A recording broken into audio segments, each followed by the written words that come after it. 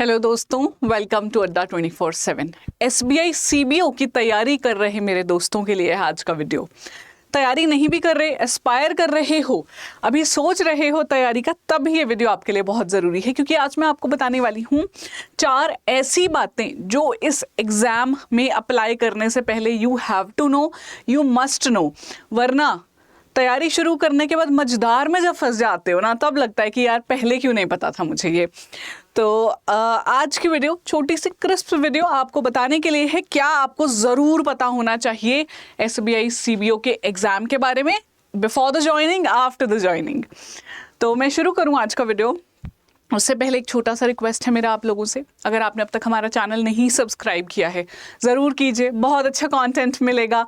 हमारी mobile application भी ज़रूर डाउनलोड कीजिए, बहुत ही बढ़िया कंटेंट मिलेगा आपको पेड कोर्सेज में, जिसमें हम बहुत अच्छा रिजल्ट प्रोड्यूस कर पाए हैं, चाहे वो सीबीओ का एग्ज़ाम हो, एलबीओ का एग्ज़ाम हो या कोई भी ऑफिसर लेवल एग्ज़ाम हो। आप देख सकते हैं अड्डा का रिजल्ट टॉप पे रहा है। चलिए शुरुआत करते हैं डायरेक्टली। जो आपको जानना चाहिए इस एग्ज़ाम के बारे में, सबसे पहली चीज़ है सिलेक्शन प्रोसेस। देखिए, सिलेक्शन प्रोसेस में एक प्रीलिम्स एग्ज़ाम होता है जिसको हम ऑनलाइन एग्ज़ाम बोलते हैं।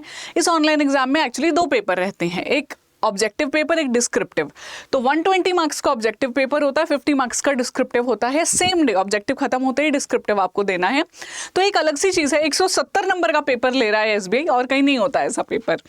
जो प्रीलिम्स क्वालिफाई करेंगे फिर उनको स्क्रीनिंग के लिए जाना होगा। स्क्रीनिंग को ऑफकोर्स कोई मार्क्स नहीं दी गई क्योंकि एक डॉक्यूमेंट वेरिफिकेशन प्रोसेस है। लेकिन दोस्तों, यहाँ पे रिजेक्शंस भी आते हैं, क्योंकि अगर आपके डॉक्यूमेंट्स कंप्लीट नहीं हैं तो आप इजीली रिजेक्ट किए जाते हो, और तब फिर प्रॉब्लम में फंसते हो कि यार मेरे तो क्वालिफिकेशन के डॉक्यूमेंट्स पूरे नहीं थे, एक्सपीरियंस के नहीं थे, वो पहले ही हैंडी रखने हैं आपको।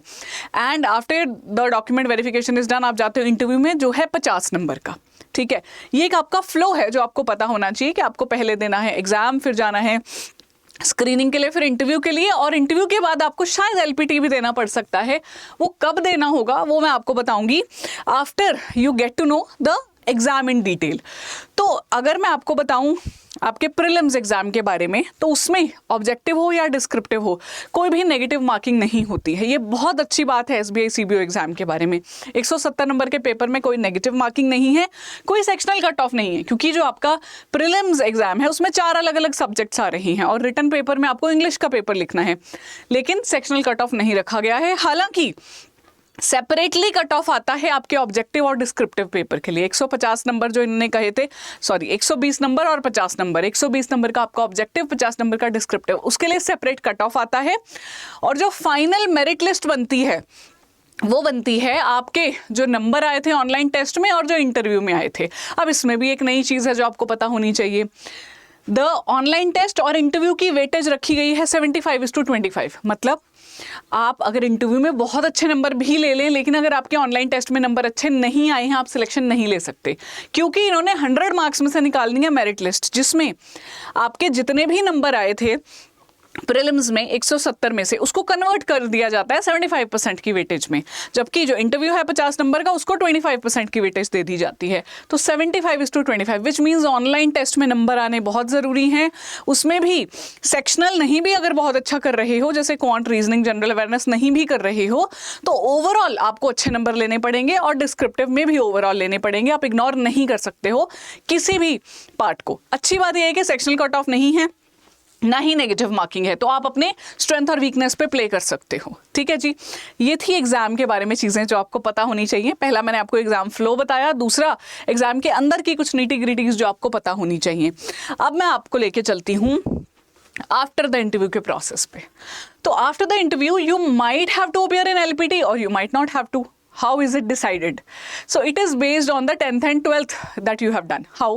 LPT stands for Language Proficiency Test. तो आप, क्योंकि ये सर्कल बेस्ड ऑफिसर की जॉब है, तो जब आप सिलेक्ट होंगे अपने सर्कल के लिए, आप रीडिंग, राइटिंग, कम्युनिकेशन बहुत अच्छे से कर रहे होने चाहिए हो in the language of that particular circle, जो रीजनल लैंग्वेज रहती हैं यूजुअली। तो reading, writing, communicating, speaking should be good for you in that particular language जिसके एग्जाम के लिए आपने अप्लाई किया, जिस सर्कल के लिए किया है। तो ये मैंडेटरी टेस्ट है, but it is only qualifying. लेकिन if you are able to produce the language certificate 10th और 12th का, कि आपने 10th या 12th में वो पर्टिकुलर सब्जेक्ट पढ़ा है अपने स्कूल में और आपके पास सर्टिफिकेट है, तो आपको एलपीटी नहीं देना पड़ेगा। जैसे मैं मान लेती हूँ कि आप अहमदाबाद सर्कल के लिए अप्लाई कर रहे हैं, आपने गुजराती पढ़ा है 10th में, आपके पास मार्कशीट है उसका, तो आपको एलपीटी नहीं देनी पड़ेगी। ऑन दी अदर हैंड, अगर आप अप्लाई कर रहे हैं अहमदाबाद के लिए, गुजराती आपको 10th और 12th में आपने नहीं पढ़ी है, तब आपको एलपीटी देना पड़ेगा, जहाँ पे आपका एक टेस्ट होगा लैंग्वेज का, रीडिंग, राइटिंग एंड स्पीकिंग का।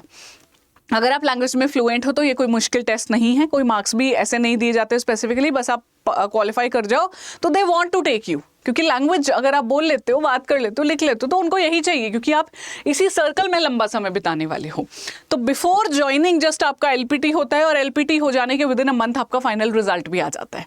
ठीक है, तो ऑनलाइन के नंबर, इंटरव्यू के नंबर ऐड करके वो आपका एलपीटी लेंगे। एलपीटी आपने क्वालिफाई कर दिया, आपकी सिलेक्शन आ जाएगी। अब सिलेक्शन हो जाने के बाद कुछ चीज़ें आपको इस पोस्ट के बारे में जाननी है। When you are a CBO, तो आप स्केल 1 ऑफिसर हैं। सबसे पहले तो आपको ये क्लैरिटी रहनी चाहिए, चाहे ये लेटरल एंट्री वाली जॉब है, पर स्केल 1 ऑफिसर आप रहेंगे, junior management grade scale 1, and the probation will be of 6 months। PO की प्रोबेशन 2 साल की होती है, आपकी प्रोबेशन यहाँ 6 महीने की ही होगी। सैलरी पीओ के लेवल की मिलने वाली है आपको approximately 90,000। It will include a lot of allowances, you know that. फिर इस पे आपकी प्लस अलाउंसेस ऐड हो जाते हैं, डिडक्शंस हो जाती हैं, तो लगभग 90,000 रुपये आपके हाथ में आ जाते हैं। कमाल की बात यह है, क्योंकि आप सीबीओ चूज किए गए हैं, तो एक पर्टिकुलर सर्कल में आप 10 से 12 साल बिताने वाले हैं। आपकी पोस्टिंग ही नहीं आएगी आउटसाइड द सर्कल। जैसे आप अहमदाबाद के लिए अगर सिलेक्ट हुए थे, तो आप वहीं पे उसी स्टेट में रहने वाले हैं 10 से 12 साल। उसके बाद 12 साल के बाद जाके लगभग कोई आपकी पोस्टिंग आ सकती है। तो पीओ में तो ये मौका मिलता ही नहीं है। आप सोच भी नहीं सकते हो कि आप एक ही जगह पे रहोगे, या होम स्टेट में रहोगे तो सोच भी नहीं सकते हो, है ना।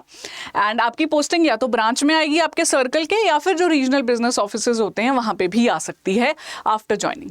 सो these were the few things I wanted you to know about this examination before directly starting the preparation. क्योंकि अगर आप प्रिपरेशन तैयारी शुरू कर देते हो और आपको ये नहीं पता है एग्जाम का पैटर्न क्या है, या फिर सिलेक्शन का प्रोसीजर क्या है, किसको कितनी वेटेज देनी है, या सिलेक्शन के बाद मेरा क्या होगा, अगर वो चीज़ें नहीं पता है तो दिक्कत आती है ना।